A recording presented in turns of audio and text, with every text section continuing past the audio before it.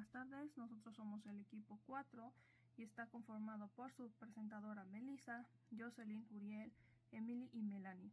Nosotros hablaremos sobre el uso de aguas residuales y control de organismos patógenos en la producción de cebolla.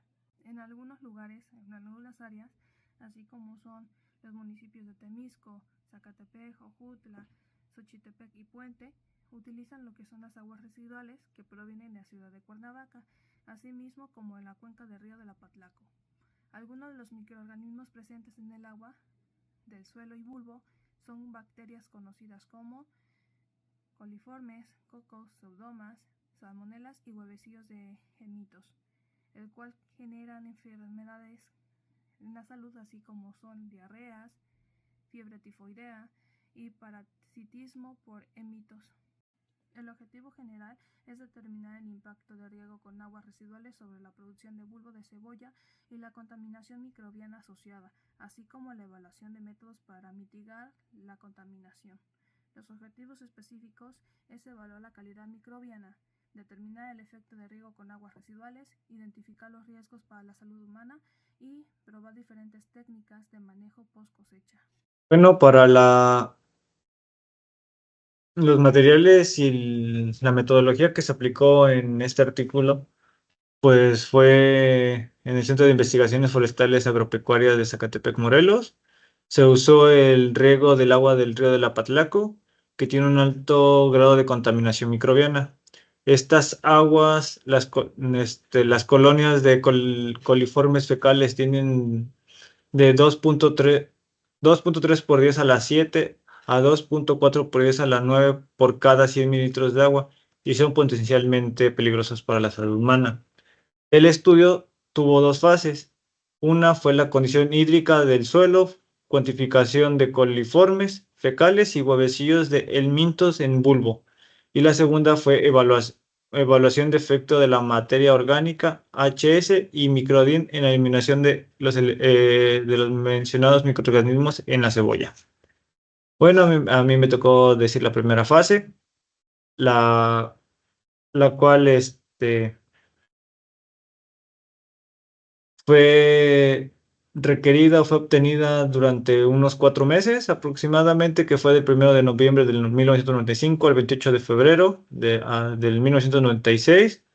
Se tomaron 3 muestras diferentes con humedades diferentes, las cuales fueron del 0, 20, 60 y 80%, que estudiando más a fondo, la humedad óptima para los cultivos es de entre 60 y 80% más o menos, es lo que decían unos libros, y pues los tratamientos ocuparon una superficie de 300 metros cuadrados. El agua residual del río Patlaco, con una población de coliformes variados de 5 por 10 a la 4 a 4.6 por 10 por cada 10 mililitros, pues se usó la siguiente metodología. Pues uno fue el riego, aplicación directa de manguera contabilizada de volúmenes con medidor de agua, el cual se controló específicamente la cantidad de agua con la que se regó esta superficie de cultivos para llevar un control. Entonces también, como les dije al inicio, se llevó un control de humedad del suelo. Estas muestras fueron tomadas durante cada 48 horas y fueron en longitudes diferentes, las cuales fueron de 0 a 30 centímetros a nivel de la superficie y de 30 a 60 centímetros, usando el método de gravimétrico.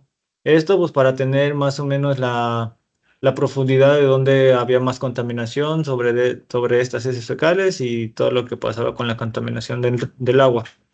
Y pues también se calculó la lámina necesaria de riego, pasando de la medida ponderada de diferentes espesores del suelo y el consumo relativo del agua. Esto para que pues se mantuviera a una humedad, a un riego constante para pues, poder cuantificar las colonias, ¿no? Y pues otra fue la colonia de riego, perdón, aplicando cuando el suelo tuvo una variación del 2% de humedad respecto al porcentaje especificado, del cual pues se estaba llevando un control minucioso en una bitácora. Y pues el último riego, Esto se fue aplicando al 10% de la población presentando hojas dobladas, o sea, casi llegando a la cosecha de lo que fue la cebolla, ¿no? Y pues para las muestras de materia seca, pues se tuvieron que estar tomando muestras cada 12 días desde el trasplante, o sea, desde que fue sembrada la semilla, en este caso la cebolla en el suelo. Entonces, pues se usó el modelo de Weibull, que este método dice que es un método estadístico utilizado en la ingeniería de contabilidad y mantenimiento para analizar datos de la vida útil, tasas de fallas y confiabilidad de los equipos.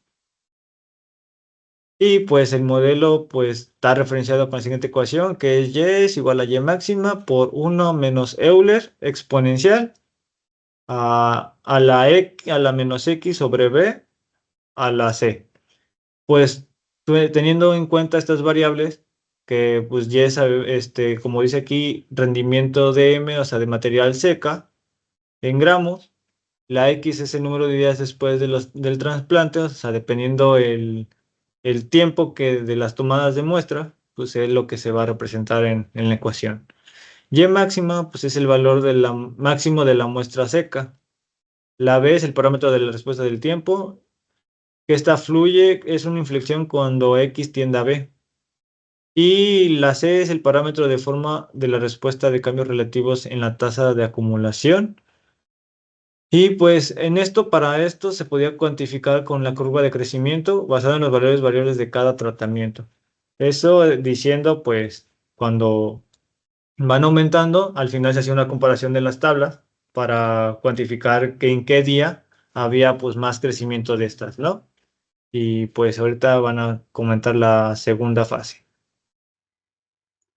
Bien, pues pasamos a la segunda fase del experimento, donde se realizó entre noviembre de 1996 y marzo de 1997.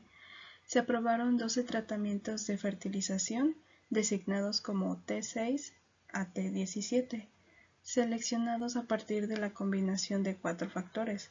El primer factor fue la fertilización química, donde se podía hacer sin fertilizante o con una dosis de 140 a 0 kilogramos. La siguiente fase fue la soya como abono verde, donde ésta podía estar presente o ausente. El tercero fue el gallinaza sin aplicación o podía ir de 2 miligramos a 4 miligramos. Y el fósforo, que podía ser sin aplicación o con 60 kilogramos. Las combinaciones se evaluaron en un diseño de bloques completos que fueron al azar, con 4 repeticiones en una superficie de 720 metros cuadrados. Antes de que se trasplantara la cebolla, se incorporaron al suelo abono verde, que era soya molida, y gallinaza como fuertes nutrientes orgánicos. También se tomaron muestras de agua, de suelo y bulbos para analizar la presencia de coliformes fecales y también los huevecillos de helmintos, utilizando métodos reconocidos como el tubo múltiple y la flotación de sulfato de zinc. Los bulbos se clasificaron en grandes diámetros y bueno, también existieron pequeños. Y para poder controlar la mosquilla blanca se aplicó el fenpropatin, un insecticida, y la cosecha se realizó manualmente durante 120 días después del trasplante, momento en que las hojas de la planta se doblaron al ras del suelo.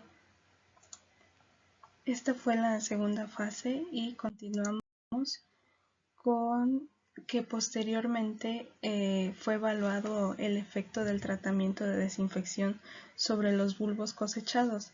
Para esto se utilizaron hipoclorito de sodio en 2 concentraciones, que fueron de 10 y 20 mililitros, y también tiempos de exposición, que fueron variados en 3 periodos de 5, 10 y 15 minutos, así como un control y que tenía desinfección y otro no. Y bueno, el tratamiento más intensivo incluyó la medición del cloro residual en los bultos aplicando el método DPD, y esta fase buscó identificar combinaciones de fertilización que fuesen más efectivas y prácticas de desinfección para poder mejorar la calidad del cultivo y minimizar los riesgos microbianos. Y bueno, pues en la siguiente tabla se muestra más específicamente lo antes mencionado, donde se llevó el registro de los tratamientos aplicados al cultivo de cebolla. Y pues ahí se ve claramente que los tratamientos fueron desde el 6 al 17 y pues su respectiva descripción.